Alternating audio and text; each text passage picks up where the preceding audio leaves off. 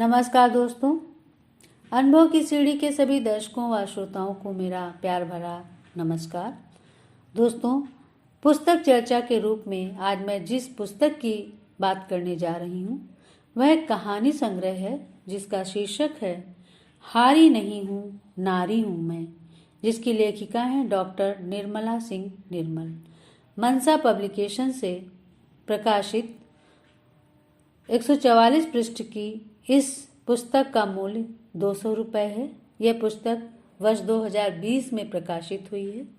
Doctor Nirmala Singh निर्मल लखनऊ में जन्मी व लखनऊ विश्वविद्यालय से शिक्षा प्राप्त हैं।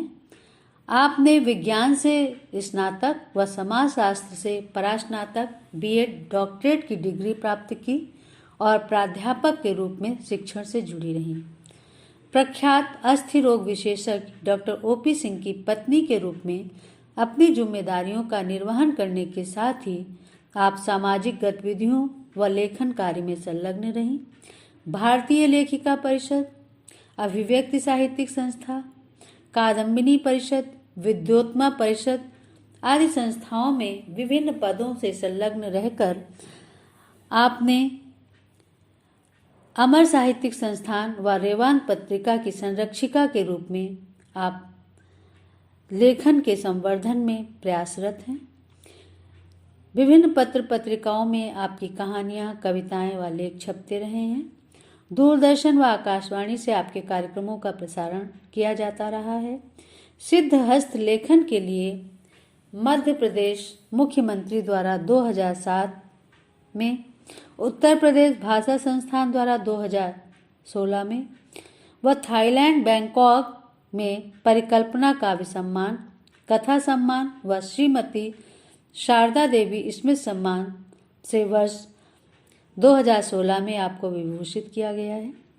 आपके अब तक 3 काव्य संकलन, 1 साझा काव्य संकलन, 1 कथा संकलन दस्तक हमारी व 1 यात्रा वृत्तांत देश देशांतर की स्मृतियां प्रकाशित हो चुकी हैं और इसी कड़ी में एक ये नया कथा संग्रह हारी नहीं हूँ नारी हूँ मैं आपके सामने मैं रखने जा रही हूँ। इस कथा संग्रह में लेखिका की 15 कहानियाँ संग्रहित हैं। इस कहानी की अधिकांश कहानियाँ नारी विमर्श पर केंद्रित हैं। ये नारियाँ डरी हुई नहीं है, ना ही वे विपरीत परिस्थितियों से हार मानकर चुप बैठने वाली कमजोर नारियां हैं, बल्कि वे अपनी हिम्मत और हौसले से संघर्षों व संकटों से दो हाथ करती हुई साहस से भरपूर जुझारू नारियां हैं जो जंग जीतना जानती हैं। ये कहानियां क्यों लिखी गईं, इस विषय में निर्मला जी लिखती हैं, कुछ ऐसा घटित होता है हमारे आसपास, हमारे समाज में, जो मेरे मन को उद्वेलित करता है। मैं रोक नहीं पाती स्वयं को और मेरी लेखनी जन्म देती है किसी नई कहानी को। इस प्रकार वे स्वीकार करती हैं कि मेरी कहानियों के पात्र कोई कल्पना पर आधारित नहीं होते हैं। मैं समाज में नित्य प्रति घटने वाले घटनाक्रमों से ही अपने पात्र चुनती हूँ। लखनऊ विश्वविद्यालय की पूर्व हिंदी विभागाध्यक्ष प्रोफेसर कैलाश देवी सिंह ने अपना अभिमत देते हुए लिखा है, डॉक्टर निर्मला सिंह की 15 कहानियों का यह संग्रह व्यक्ति और समाज के विषय वैविध्य और चरित्र वैविध्य के साथ सामाजिक यथार्थ को पाठकों के सामने रखता है, साथ ही उसके विभिन्न पहलुओं को स्पर्श करते हुए सार्थक संदेश और संघर्ष की प्रेरणा देता है। इस संग्रह की पहली कहानी प्रतिफल एक मनोवैज्ञानिक कहानी है। कोरोना लॉकडाउन में अपने समय को बिताने के लिए नायिका बगीचे की देखभाल करती है। वह वहाँ लगे पेड़ पौधों से संवाद करती है। आत्मग्लानि और मानसिक द्वंद्व की मार्मिक अभिव्यक्ति इस कहानी में हुई है। मुस्कान कहानी बदलते और रूढ़ मुक्त होते नए समाज का नया चेहरा प्रस्तुत करती है, जहां अशोक अपने ही जीजा के शोषण की शिकार आशा को अपनाकर सामाजिक वर्जनाओं को तोड़ता है। सफलता का श्रेय कहानी एक रिक्शा चालक के बेटे के फर्श से अर्श तक पहुंचने की कथा है, जो यह सिद्ध करती है कि मेहनत और लगन ही सफलता की कुंजी है।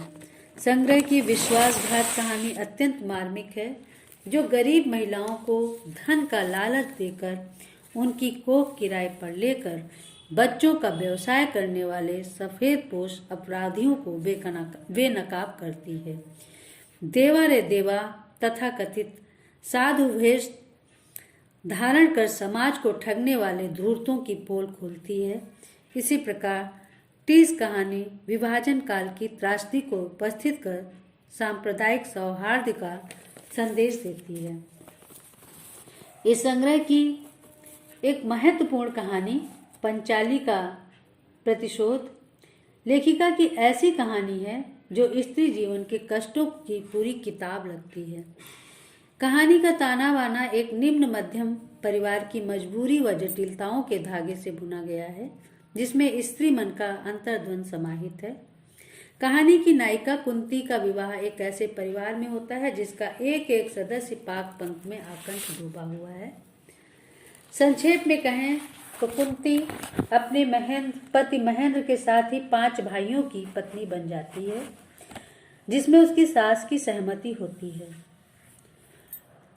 कुंती अपने सहने की सीमा समाप्त होने तक उस परिवार के अत्याचारों व शोषण को सहन करती है और बाद में अपने साहस से सभी दोषियों को सजा दिलवाती है। यह कहानी स्त्री विमर्श के नए अध्याय को जोड़ती है और मैं इसका एक अंश पढ़ना चाहूँगी। कुंती वैशाली को अपनी मार्मिक कथा सुनाती हुई कहती है, मैं वही अंश पढ़ रही हूँ कि दीदी, एक दिन मैं रसोई में नाश्ता बना रही थी तो मुझे आपस में झगड़ने की आवाज़ सुनाई दी। बड़ा भाई मेरे पति और उससे छोटे वाले पर बिगड़ रहा था। खबरदार, अगर इस औरत के कमरे में तुम दोनों में से कोई भी दिखाई दिया। पति से छोटा वाला शरीर से हट्टा कट्टा है और लड़ाकू भी। जोर से बोला, क्यों नहीं जाएंगे हम? जब तुमसे शादी भी नहीं हुई तब भी तुम गुलछर्रे उड़ा रहे हो, तो हम ही क्यों पीछे रहें? तभी वे दोनों छोटे वाले, जो मेरी ही उम्र के या थोड़े बहुत छोटे ही हैं, आगे आकर बोले, अम्मा, जब इतनी उम्र तक इन लोगों की शादी ही नहीं हुई तो हमारी कैसे हो पाएगी? हम भी इसे अपनी बीवी बनाएंगे। सासू जी की आवाज़ सुनाई दी, झगड़ा बंद करो तुम पांचों, अब मैं फैसला सुनाती हूँ। आज से ये तुम पांचों की पत्नी हैं। यद्यपि इन भाइयों की शादी क्यों नहीं हो सकी, इसका कारण तो कहानी में लेखिका ने स्पष्ट नहीं किया है, परंतु कहानी में एक डरावने भविष्य की तस्वीर अवश्य प्रस्तुत की गई है, क्योंकि यदि कन्या भ्रूण हत्या पर अंकुश नहीं लगता है और बेटियों के प्रति समाज का नजरिया नहीं बदलता है, तो आने वाले समाज में हर वर्ग के लिए वधू मिलनी मुश्किल होगी। लेखिका की इस चेतावनी पर आम जन से लेकर प्रबुद्ध जन तक सभी को सोचना होगा। संग्रह की खौफ कहानी बाल मनोविज्ञान पर आधारित है। कहानी का बाल पात्र आदित्य एक अति प्रतिष्ठित स्कूल के अध्यापक के शोषण का शिकार होता है। धीरे धीरे उसे स्कूल जाने से विरक्ति होने लगती है।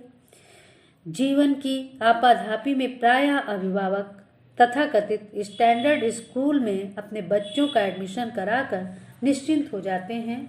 इसी निश्चिंतता के विरुद्ध पड़ताल करती हुई चलती है यह कहानी।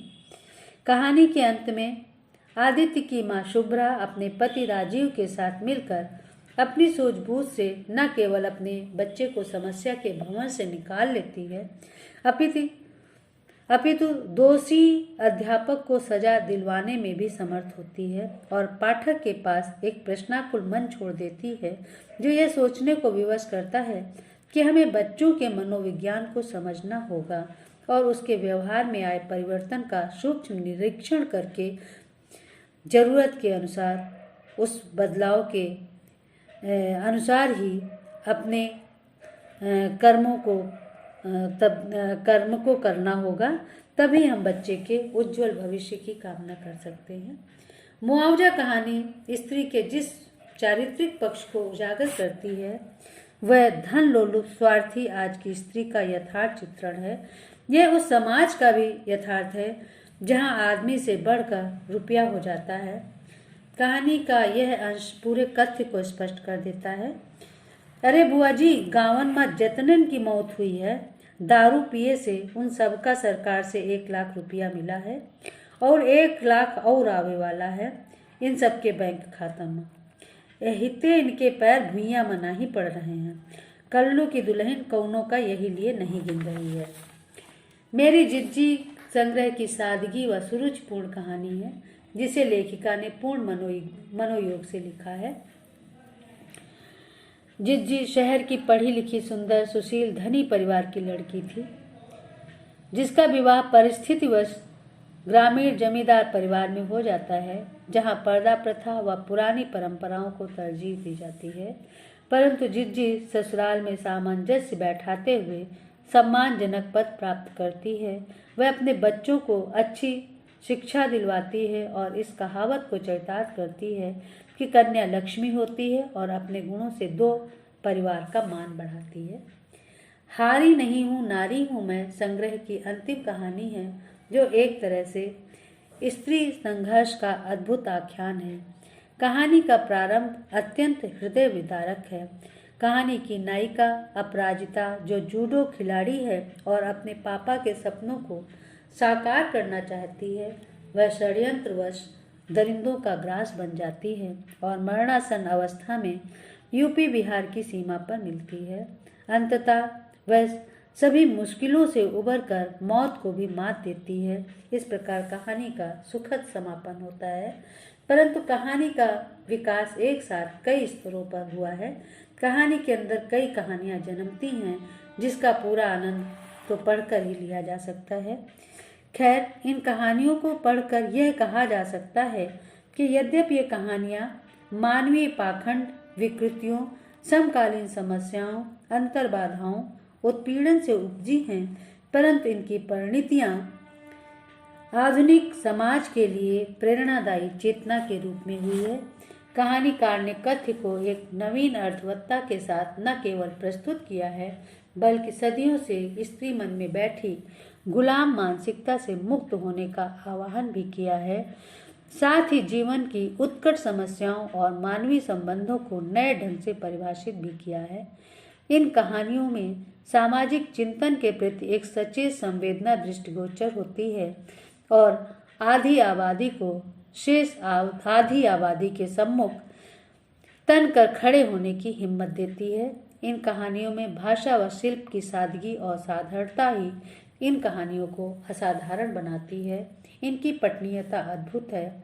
भाषा कहीं भी आयातित नहीं लगती है बल्कि स्थानीय परिवेश से जुड़कर विशेष रूप से आह्लादित करती है। उदाहरण के लिए मैं मुआवजा का एक अंश पढ़ती हूँ। अब हमसे पूछ कह तो गए नहीं रहे पिए, अब हमसे पूछ कह तो गे नहीं रहे पिए, अपने मन का किहिन उनके मन में तो देख नहीं सकित रहन हम। वैसो हम तो इतना जानित है कि उनके समय पूर्व हो गए रहे तो कोका कर लेत, अपन मन का करत रहे वही का फल पाएंगे। सारांश रूप में कहें तो संग्रह की कहानियां स्त्री समाज के साहस व धैर्य को रेखांकित करती हैं और यह भी कि अब समाज स्त्रियों को अबला समझने की भूल न करे। तो दोस्तों, ये थी आज की पुस्तक हारी नहीं हूँ नारी हूँ मैं, हारी नहीं हूँ नारी हूँ मैं, जिसकी हमने आपसे बात साझा की है। और अंत में मैं इस कहानी की लेखिका डॉक्टर निर्मला सिंह निर्मल जी को बधाई देते हुए उनका फ़ोन नंबर आप सबके समक्ष दे रही हूँ। उनका फ़ोन नंबर है 9415703529। मोबाइल नंबर एक बार फिर से देख लीजिए 9415703529। दोस्तों, आज की पुस्तक कि जो बातचीत हमने की है उसके विषय में अपनी प्रतिक्रिया हमें अवश्य बताएं, अपनी राय हमसे साझा करें। हम अगले सप्ताह एक नई पुस्तक के साथ फिर आपसे रूबरू होंगे। आप हमारे इस चैनल को लाइक करना, साझा करना, कमेंट्स करना, सब्सक्राइब करना ना भूलें और हमसे इसी तरह से जुड़े रहें। अपना प्यार हमें इसी प्रकार देते रहें। हम फिर मिलेंगे, तब तक के लिए बहुत बहुत आभार।